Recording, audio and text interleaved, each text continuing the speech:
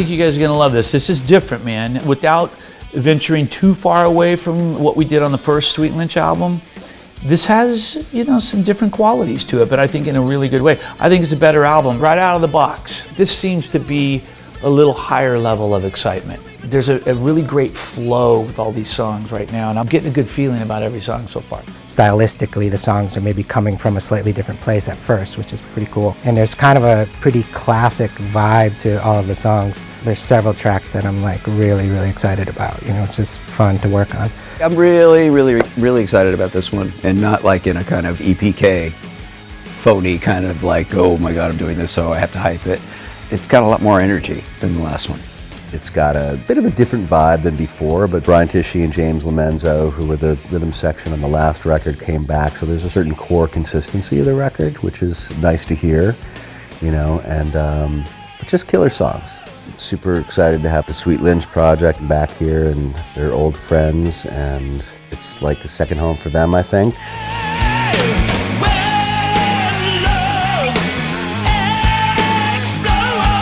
I've been coming here for 10 years, Spirit House, and there's no plans of going anywhere else. We sleep here, we have fun, we break bread together, we drink wine together, we wake up, we get showered, we go record, and then we eat together and laugh. It's a party, a joy, and I think that shines through in the tracks. It's going great. We come in here and we focus, you know, we just get some coffee and hit it hard and go until we're not going to go anymore. I love the recording studio. I love the pressure, getting good tones, getting good sounds, good performances, and you know, making the people who wrote the songs happy.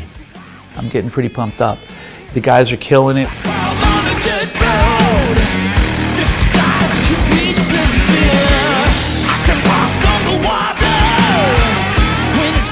Not only are they individually the best, together, they played so well together. As independent musicians, you know, we play all kinds of music. You know, it's not just relegated to, you know, that fantastic 80s stuff. But George is known for his style, and Michael's known for his style, and I'm known for my style, and Brian as well. So when you put us together in a room, we kind of all know that like the focus of the thing is to kind of keep it in genre. And there's those rockin' songs that people expect to hear from George and I. And there's some surprises along the way. We stretched out a little bit more and tried some different things. The last album was probably more straight ahead. This has a little more depth to it. You'll hear this song, then the next song to follow, you might say, oh wow, you know, this is different, that kind of thing.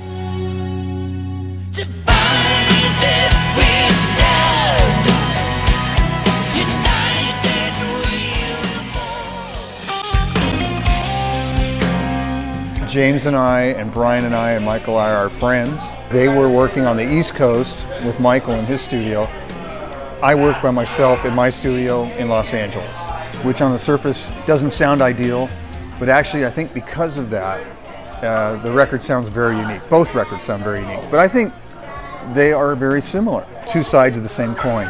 We were able to live with the second record for a couple of years and kind of think about it and absorb it and go, well, what could we have done better? And we thought, well, you know, let's make it a little more meat and potatoes, but still go outside here and there. You know, we got to have our ballads, you know, we got to have little esoteric bits here and there. That core substance, which is just that ideal, perfect rock record, that dragon that we keep chasing.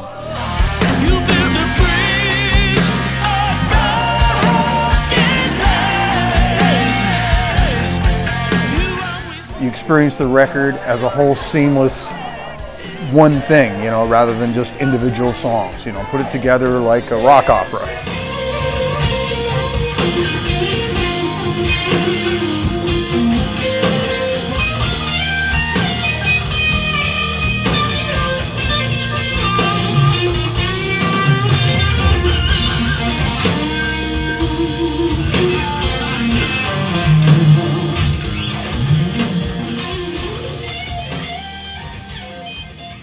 You know, George sends me these ideas, man, and it just clicks. It's so easy to write a melody to and to be inspired by, because they're different. So far, it sounds unbelievable. Like we've kind of dialed it in, you know, over time, what Michael's looking for. So I start thinking about it, you know, a couple weeks before we start a project, and I start thinking about how am I gonna capture this in the best way possible. And we ended up in a really great place. Because I'm so in it and have been for the past 10 years, like every day pretty much, writing, recording, touring, I think you start to get better at your craft, or at least you hope you do. And I think that the songs are getting better. We're figuring out as we go how to do this better. If you think about it, James was in White Lion back in the day. Michael had Stryper, George doing Dokken. These guys were like, I'm the kid, 15 years old, whatever, grabbing a circus magazine, and there they all are, and turn on MTV, and there they all, So it's always nice when you grow up a bit, and these guys have seen you or heard you play, and you meet them, and then you have working with them. It's always fulfilling working with people that you respected, even when you were a kid. I never forget that. I can't wait for people to hear it. That's always the toughest part for me. I want to take all those song ideas that we have right now and go load them up and say, hey, listen to this, you guys. Can't do that. Doesn't work that way, but it's like a kid in a candy store, man. Christmas morning, opening those presents, that's the level of excitement. I don't think anybody's going to be disappointed at all. If they like the last record, I think they're going to like this one more. There's more energy in these tracks. The caliber of musicianship is off the charts.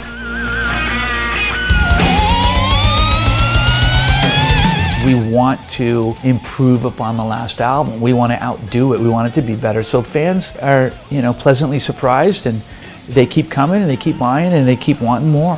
I mean, that's what we got to do.